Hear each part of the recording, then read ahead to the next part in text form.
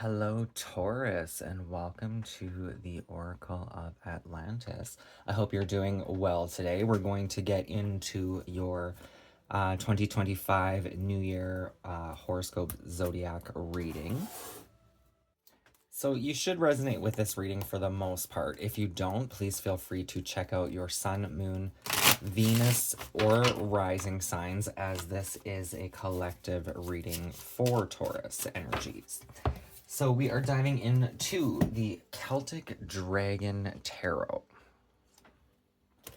We are doing a directional spread. I have broken the zodiacs down into their subgroups. So Taurus is a fixed sign, so we're working with the directions, the fixed directions. We have angel number 33. Could have something to do with communication, regarding or aiding in one's health.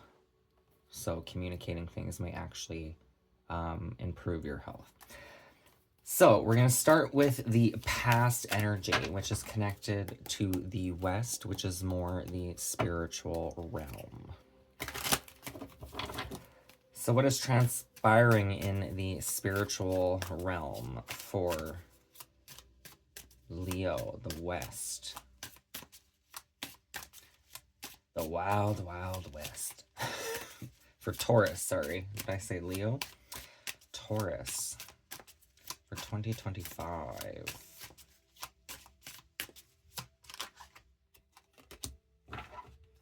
We have the Nine of Pentacles. So this is one of my favorite cards. This card is just being content, right? Being happy with where you are, what you have. It's like when it's coming to the spirit world I would connect more to like our ancestors and stuff, but there's a lot of them around, and then there's this person and they're all kind of just relaxed, chilling. There's nothing major to report. Everything seems kind of good on that front for the time being. Comfortable aloneness. You feel comfortable, safe, and at ease with yourself. There will soon be a pleasant period of being alone. A journey into nature can renew your outlook on life and recharge your energy. So let's move into the East energy, the future and next cycle. What is on the horizon for Taurus? In the near horizon, please and thank you.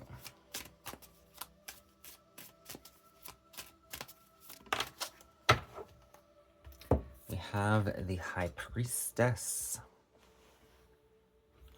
So the High Priestess can be connected to strength and stability of one's mind, as well as our intuitive processes.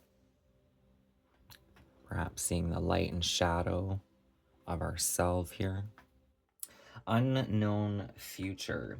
Hidden influences are at work. The future is in the process of being formed and is not gelled enough yet to fully predict. Ancient mystical knowledge or practical information comes your way. This phase of your life is an appropriate time to practice developing intuition and psychic abilities, to be more introspective. This is an excellent time to make new goals or refine old ones. So the High Priestess is Cancer's energy. However, I was actually, as I was reading that, if you have Pisces placements in your chart, especially if you have a lot of Pisces placements, you definitely may want to check out Pisces reading in this series. And Pisces is a mutable sign, so I haven't even done it yet. I have no idea what's going to be in that reading. But I was hearing Pisces with that developing psychic abilities. There may be some needed information in that reading.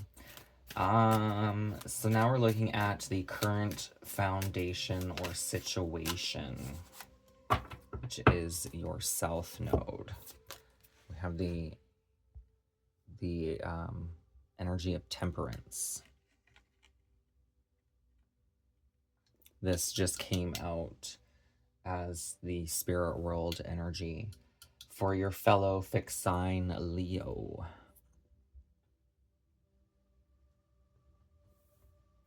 New perspective. So this is where you're at right now. This card may presage a period of creative inspiration or a time of harmony and peacefulness. So it's almost like being mirrored in the spirit world there. Self-control and inner guidance will get you through difficulties. A trip gives you a new perspective on an old issue. You need to adapt to new circumstances. So we're going to take a look at where you're headed with the North energy. Where is Taurus headed? Where is this path leading? Nature, intuition, balance.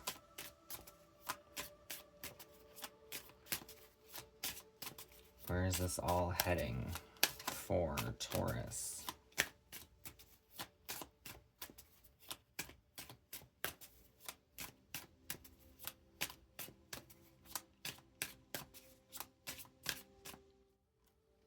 You have the Queen of Swords.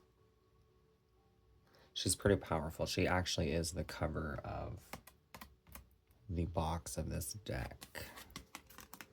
The Queen of Swords. Which is, so this is, it's a little complicated to explain. I get that why they did it this way, but this adds a whole other level to the tarot. So this is the Queen of Swords, so it is connected to the fire element. They have changed the wands and the swords in the Celtic Tarot. So the wands are actually the air element because they're using it like a magical wand.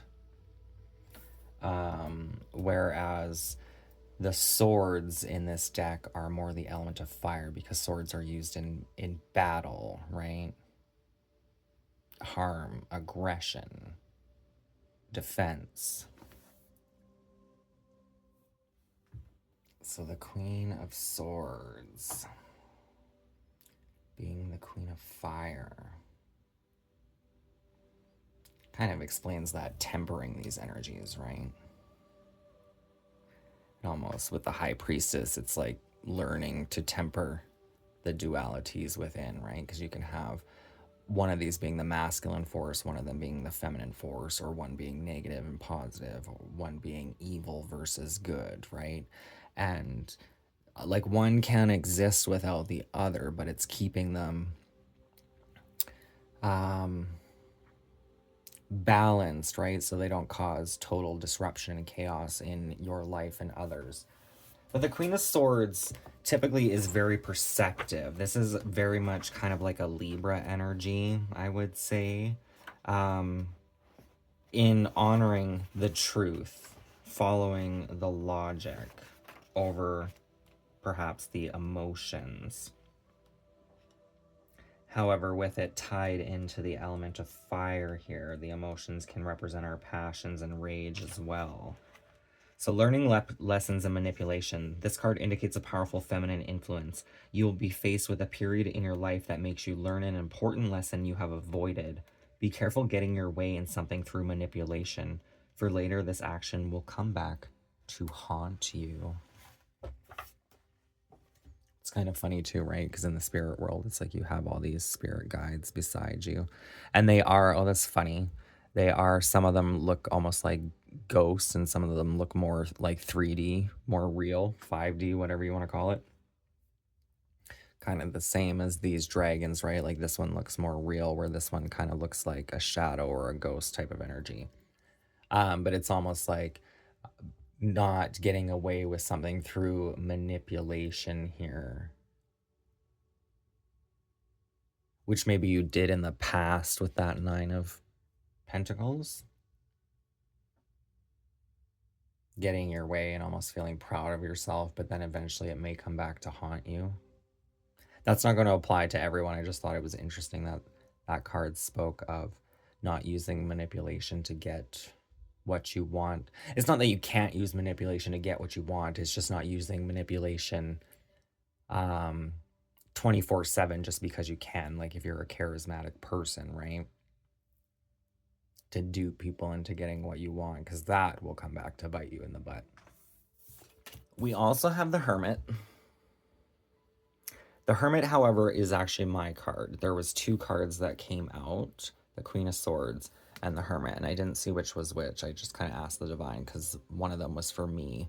I kind of muddled the question in my head a little bit when I was asking.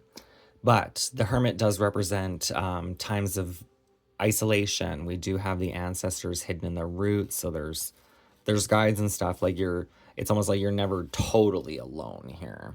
But in hermit mode, in isolation, right, you have the time to learn things with or without books and knowledge, right? Like you'll learn things even just by sitting with your own thoughts. So that could have importance, right? Especially when it's talking about temperance. We have this very masculine energy with the Queen of Fire, the Queen of Swords here. Like this, I would almost say it's like a masculine version of the feminine, right? Or it could just be the feminine in her full energy. But then you have the High Priestess, which is more feminine intuition, seeing, learning, observing, where this energy is more about, it's also about seeing and learning as well, but it's also reaction, dealing with what needs to be dealt with. Like I definitely get a more yang energy from this card, where this is more Cancer, possibly Pisces, but the High Priestess card is Cancer's energy. And the balance of these two, right? I'm going to read that Temperance card because green is connected to the mind. Blue is connected to the emotions. And red is the prana or life force, I think it was.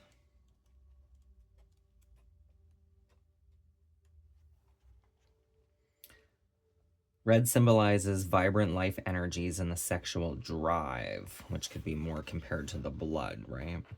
Green, the productiveness of the mind, and blue, the watery instability of emotion. All these must be twined together in equal parts in order to temper and modify life experiences, so that what is out of balance, intemperate, can be corrected. And it's almost like that High Priestess energy was a very opposite High Priestess energy. This is almost like it was saying, well, it's not that it's an opposite, but it was saying that you can't divinate anything right now because it hasn't come into form. There's a balance and a temperance taking place, and you have to come into this perception of the Queen of Swords here and being connected to the fire and technically air elements the same. This can be a caution because thoughts can run away with us, and if we feed our thoughts, which I would see as more the element of air, it's going to make that fire grow and burn brighter and brighter and brighter. But it depends on what you're growing, right? If it's negative thoughts and opinions of yourself or others, you're probably not going to want to grow that energy. You kind of want to temper it, right? But if it's a passion, a drive, a creative project or endeavor, then speaking into it, what you want to manifest will most likely manifest exactly that, right? So let's get into the heavenly bodies astrology. We're going to get some divine guidance.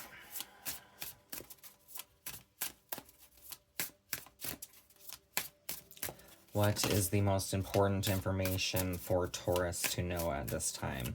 So we do have the energy of Saturn coming out, and Saturn is connected to our karma. It is the ruling planet of Capricorn. So it can have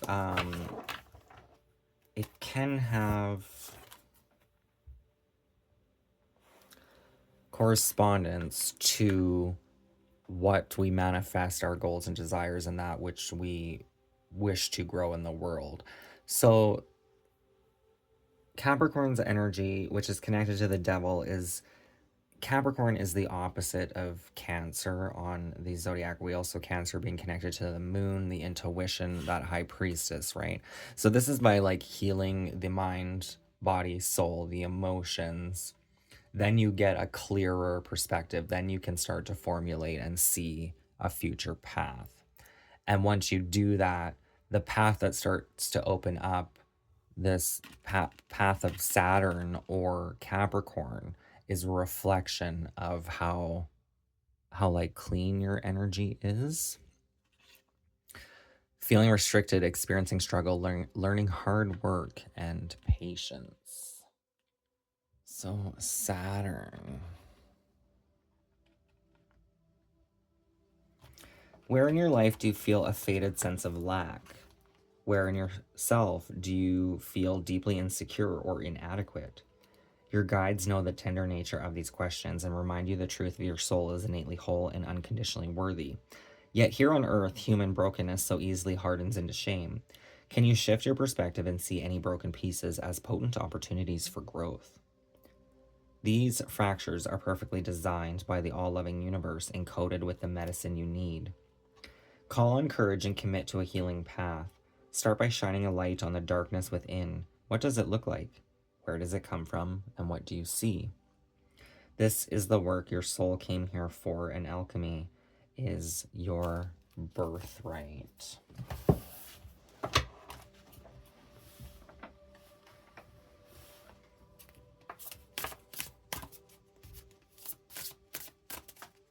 So this may be a call to connect with your shadow self.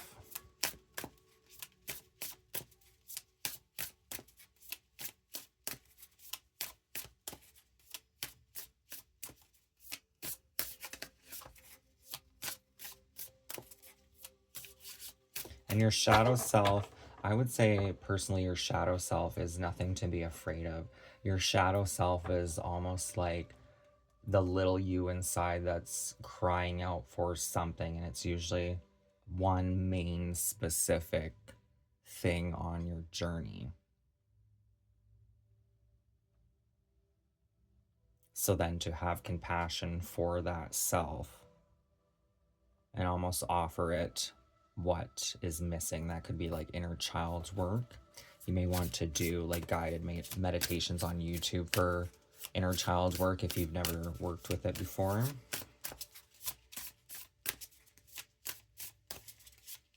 But inner child work can be as simple as filling in the gaps of things that maybe you wanted to do as a kid but were told you couldn't, you know, like, or what you felt you needed, and maybe you did need it, or maybe your perception is just a little bit off. Maybe you did get it, but just not in the way it appears in other people's journeys and stuff, right? Like, it's almost the energy of like you could look to somebody else and think, God, I wish I had their family. But then on the flip side, you look back, and when you truly start to honor and look back on your family and the lessons learned, then you may feel, no, I'm grateful I had my own family, right? But that can be connected to that inner child work as well. So we have the energy of yin and the 12th house of Pisces. So yin, Taurus, Cancer, Virgo, Scorpio, Capricorn, and Pisces. Intuition, trust, patience, spirituality, and receptivity. So that's interesting because we have, what was the last reading? Leo had the yang, and it was the reading I did right before yours. Then we have house number 12, which is connected to Pisces energy. So house number 12 is sacrifice and rehabilitation. So the things that we may need to sacrifice so that we can rehabilitate on our path. Spirituality, transcendence, karma, sacrificial service, and healing.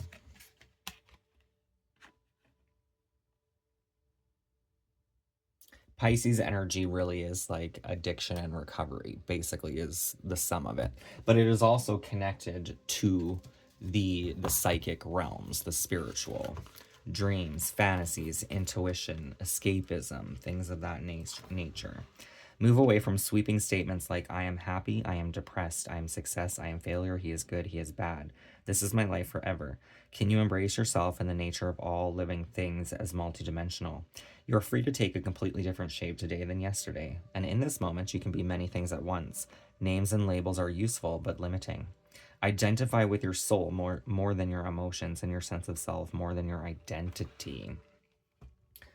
It's kind of one thing that I've noticed a lot lately is I kind of myself doing my own healing have given up a lot of opinions about certain things because after a while, I don't know, I notice a lot of times every time I have like a strong opinion, give me like a day and I won't even care about it. And then I'm more concerned with having to fight for an opinion that it just kind of came out, you know?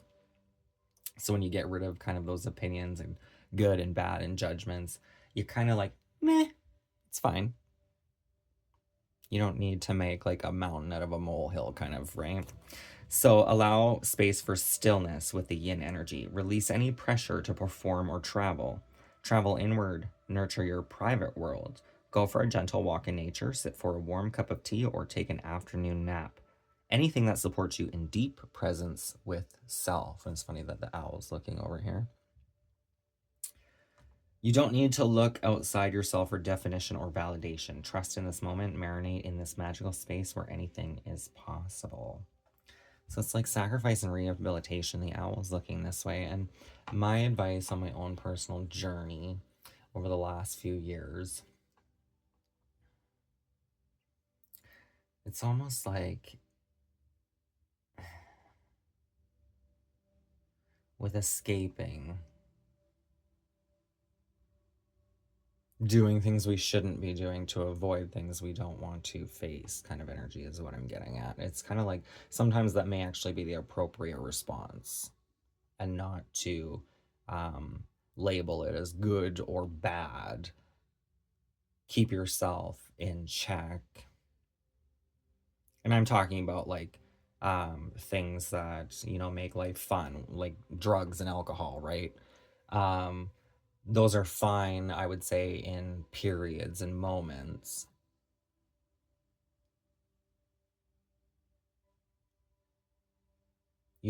I wouldn't necessarily want to stay there because it's like constantly altering the mind. But it can also open the mind as well, and not to be too hard on yourself for that.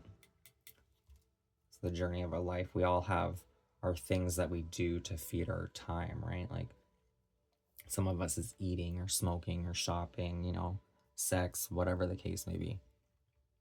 Addiction, right? It doesn't necessarily have to be addiction, but anything in access. A lot of the times that the things in access, it might not even be the thing that we enjoy. It's just like a almost like a nerve in the brain that wants to be constantly doing something. As a long-term practice, consider your balance between yin and yang, your spiritual life and physical life. Both vital energies ebb and flow within as two sides of creation. Do you feel our harmonious balance, femininity, spirituality, and receptivity, receiving, going inward, being, trust, patience, maybe a little more passive? It does say passive, although this is the direction you have. Maybe you're passive at this time or have been. I would not see this woman as passive.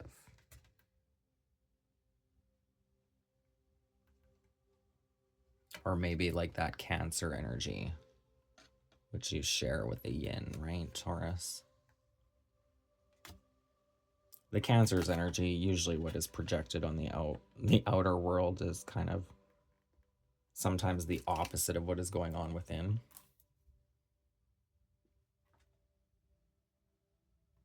Cancers, it's like a fake out, right? Like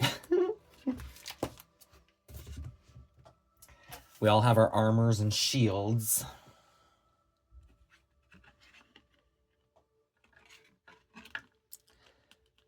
But with the feminine energy, this is asking you to take moments to be still, to receive, to not do anything.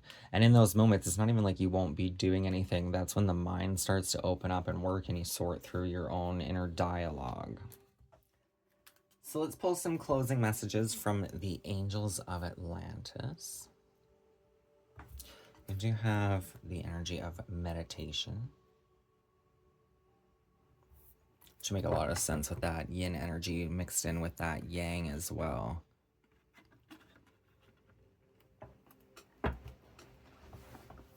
Only because meditation is great and everything, but even I don't always do meditation. I have to force myself. And once I do, usually I am much better off for it, but it's like the discipline to do it as well.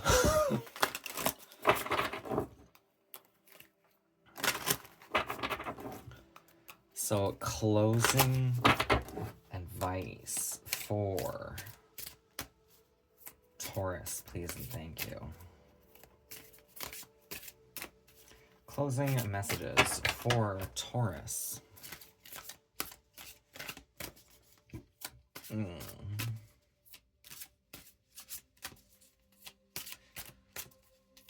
What angel is walking with you through this yin energy of the spirit world? We have ecstasy.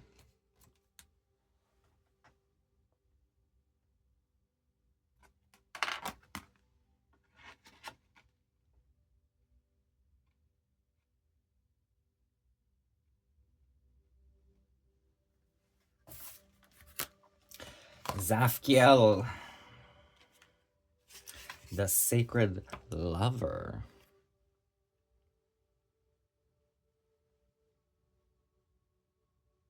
This may be the desire for ecstasy. I'm just noticing this. It's like a nun here. And it's like, is she like praying or asking and these angels are holding her?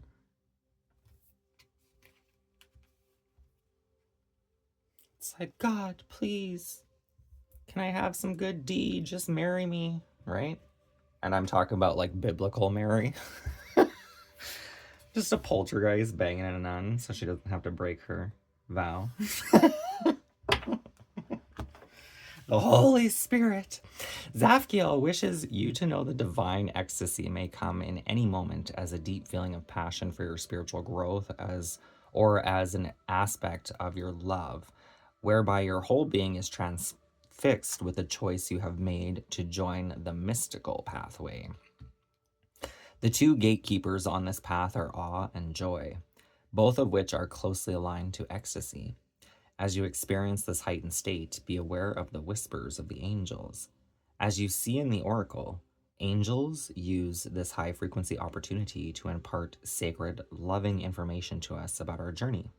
They give our higher self information about a choice we need to make or how to open vistas of consciousness about our ethical existence. Trust the angels, for they will always have your heartfelt interest in their hearts. Chant Ha, which is H-A-H, in the heart chakra to open this channel of light-filled inspiration from the angelic realms. So it would be Ha. You have to do it, basically you want to take a deep breath into the diaphragm, fill the entire torso of air, as much air as you can, and on the out breath, you might not be able to do it that way, but basically you want to chant Ha from the beginning of the out breath to the end of it. So really kind of stretch it out, right? And then when you're doing that, you'll feel the vibration in your throat, obviously, but then you can kind of manipulate that energy into the center of your chest cavity. And basically it's kind of supposed to like help expand and open the heart, right? To let go of the fear.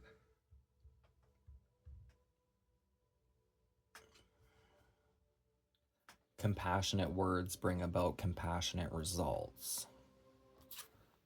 Uneven, you know what I'm saying? The balance is just all off. We just can't have that.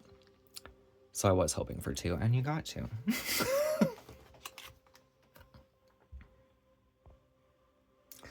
I have that sword, right? And the sword represents truth, clarity. It is also connected typically to the air, right? So that deep breath and meditation can bring about an ecstasy if we allow ourselves to do it.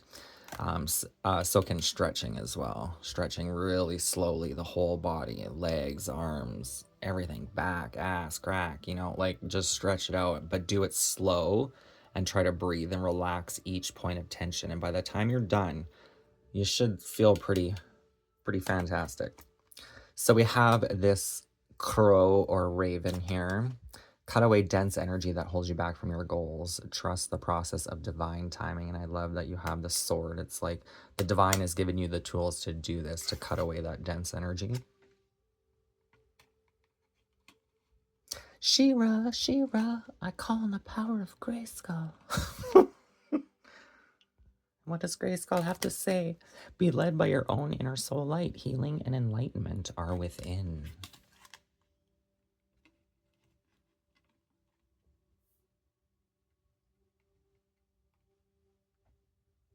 Very much that Cancer Pisces energy. It's actually, it's coming across more Pisces at this time.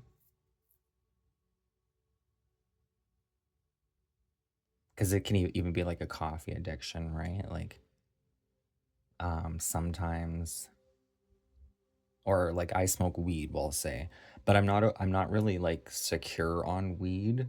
So when I'm at home, a lot of times I have to, sometimes I'll put headphones in and have to listen to music just to drown out the outer world.